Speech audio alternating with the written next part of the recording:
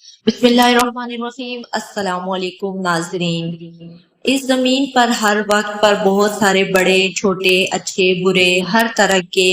بادشاہ پیدا ہوئے ہیں، مگر اگر بات کریں پچھلے 50 سے 60 سال کی تو پورے ملک میں پوری مسلم دنیا میں جس مسلم لیڈر نے سب سے زیادہ شہرت حاصل کی اور زیادہ طاقت حاصل کی ہے وہ کوئی اور نہیں بلکہ صدام حسین ہے۔ وہی صدام حسین کے جنہوں نے ایک لمبے وقت تک عراق دیش پر راج کیا تھا۔ اس دور میں صدام حسین نہ کہ صرف عراق کے سب سے طاقتور حکمران تھے بلکہ دنیا کے بھی سب سے طاقتور حکمرانوں کی لسٹ میں ان کا نام ٹاپ پر آیا تھا۔ شہرت کے معاملے میں بھی اس دور میں شاید ہی کوئی ایسا حکمران تھا جو ان کی ٹکر دیتا، مگر پھر امریکہ کی طرف سے ان کے اوپر بہت بڑے بڑے الزامات لگائے شروع ہو گئے، جس کے نتیجے میں پہلے جنگ ہوئی اور پھر بعد میں صدام حسین کی گرفتاری ہوئی اور آخر کار 30 دسمبر 2006 کو ان کو پھانسی کے پھندے پر چڑھا دیا گیا۔ ناظرین کرام، حیرانگی کی بات یہ ہے کہ صدام حسین کو جس دن پھانسی کی گئی تھی،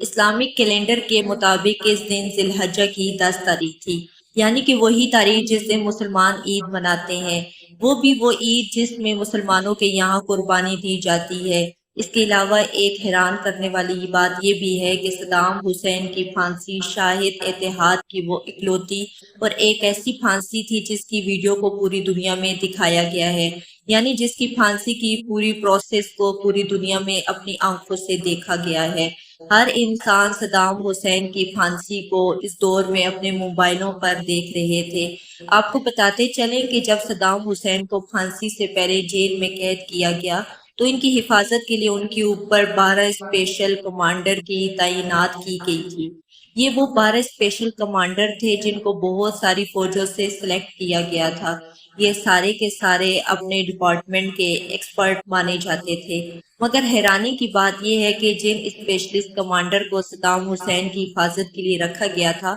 وہ کمانڈرز خود صدام حسین کے دوست بن گئے تھے۔ انہیں 12 سپاہیوں میں سے ایک سپاہی نے صدام حسین کی موت کے بعد ان کے اوپر ایک کتاب بھی لکھی، جس کتاب کے اندر ایسے ایسے خلاصے کیے گئے جس سے پوری دنیا حیران رہ گئی کہ ان کی اس کتاب میں صدام حسین کے بارے میں وہ ساری چیزیں لکھی گئی تھی جس سے دنیا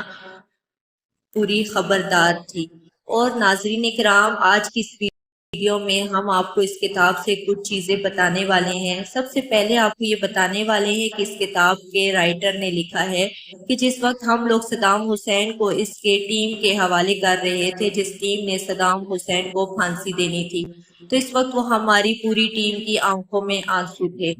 ہم میں سے بہت سارے سپاہی بری طرح سے رو رہے تھے۔ اس طرح رائٹر نے ایک اور ساتھی مسٹر ایڈم کا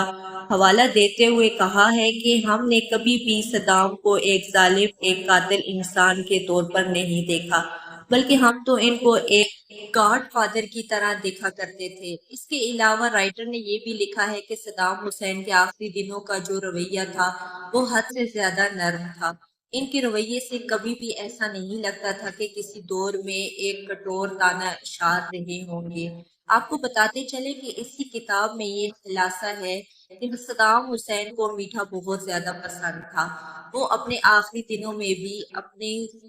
فیوریٹ ایکسرسائز کو نہیں چھوڑا کرتے تھے۔ الگ الگ کھانوں کو ٹیسٹ کرنا بھی ان کو بہت زیادہ پسند تھا۔ ناظرین کرام، صدام حسین کے آخری دنوں میں ان کے ساتھ زیادہ تر وقت گزارنے والے امریکی فوجیوں نے اس بات کا خلاصہ کیا ہے کہ صدام حسین نے اپنے آخری وقت میں جب ان کو پھانسی پر لے جایا جا رہا تھا تو انہوں نے ایک کوٹ کی مانگ کی تھی، یعنی انہوں نے کہا تھا کہ مجھ کو پہننے کے لیے ایک کوٹ دے دیا جائے، اور یہ مانگ انہوں نے ایک بار نہیں بلکہ کئی بار کی تھی۔ جب ان سے یہ سوال کیا گیا کہ وہ آخری وقت میں یہ کوٹ کیوں پہننا چاہتے ہیں تو صدام حسین نے یہ جواب دیا، چونکہ آج بہت زیادہ سردی پڑ رہی ہے، ہو سکتا ہے مجھے پھانسی کے پھندے پر لٹکایا جائے تو سردی کی وجہ سے میرا جسم کانپنے لگے۔ اس کو دیکھ کر میری قوم یعنی عراق کے لوگ یہ نہ سمجھے کہ ان کا لیڈر موت کے ڈر سے کانپ رہا ہے۔ ناظرین کرام، صدام حسین کے آخری وقت میں ان کے ساتھ رہنے والے سپاہیوں کے مطابق وہ اپنی زندگی کے آخری وقت میں بہت زیادہ سکون میں تھے۔ صبح اٹھ کر انہوں نے سب سے پہلے اپنی پسند کا ناشتہ کیا، اس کے بعد وضو کر کے نماز ادا کی، یعنی فجر کی نماز ادا کی۔ اس کے بعد وہ اپنے بستر پر بیٹھ کر پھانسی کا ٹائم آنے کا انتظار کرنے لگے، اور اسی بیچ میں انہوں نے اپنے بستر پر بیٹھ کر قرآن کی تلاوت کرنی شروع کر دی تھی۔ ناظرین، صدام حسین کے ساتھ رہنے والے سپاہیوں کا ماننا ہے کہ اس وقت میں صدام حسین بہت زیادہ مسکرا رہے تھے، اور یقیناً اس وقت ان کی یہ مسکراہٹ زیادہ کنفیوز کر رہی تھی، امریکی